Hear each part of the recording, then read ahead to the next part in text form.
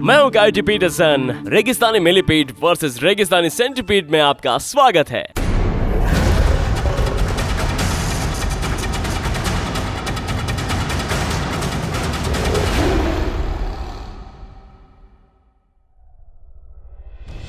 रात के समय रेगिस्तान में जाना दिल के कमजोर लोगों के लिए नहीं है, क्योंकि कैक्टस से भरे हुए इस इकोसिस्टम में रात के समय शिकारियों की भरमार होती है। चाहे हो बिच्छू या हो मकड़ी, वहां पर देखो एक ब्लैक विडो है, सोलिपुजिट्स या विनेगरून। ये अरेक्निड डेफिनेटली शिकार की तलाश में रहते हैं, क्योंकि ये अंधेरे की आड़ में चुपचाप अपने शिकार का शिकार करते हैं। उसको देखो यार, क्या ये चीज एलियन जैसी नहीं दिखती?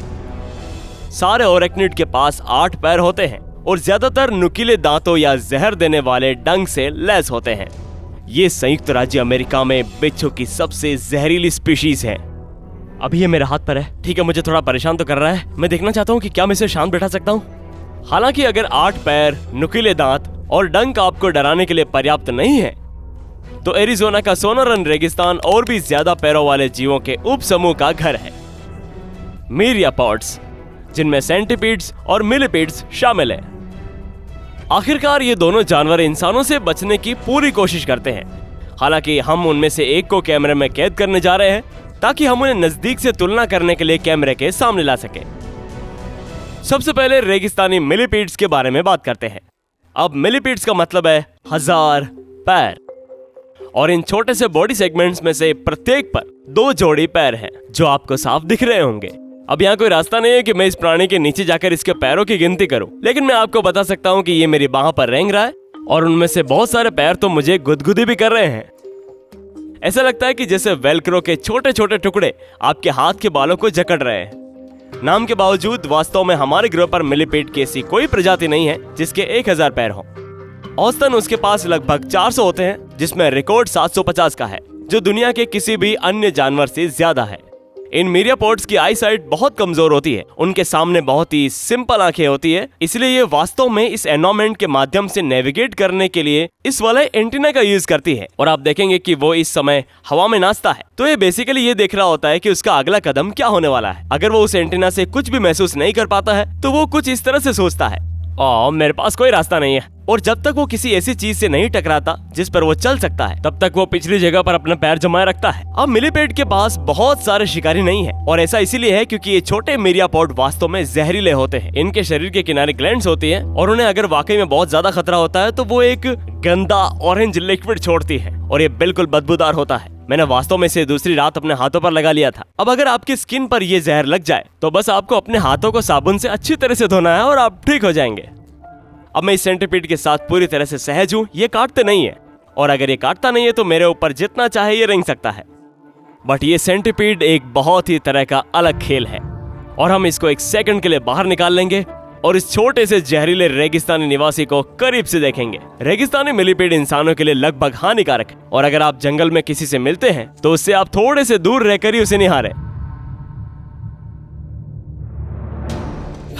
तो ठीक है, अब हम एपिसोड के उस हिस्से पर आ गए हैं जिसे मैं डर रहा था। ऐसा करने का कोई अच्छा तरीका नहीं है, आपको बस उसे बाहर निकालना है और उसके लिए आगे बढ़ना है। ठीक है, तो चलो शुरू करते हैं। तैयार हो आप लोग? तो ये कुछ ऐसा दिखता है। ये कहाँ जा रहा है? हाथ में आ जाओ यार।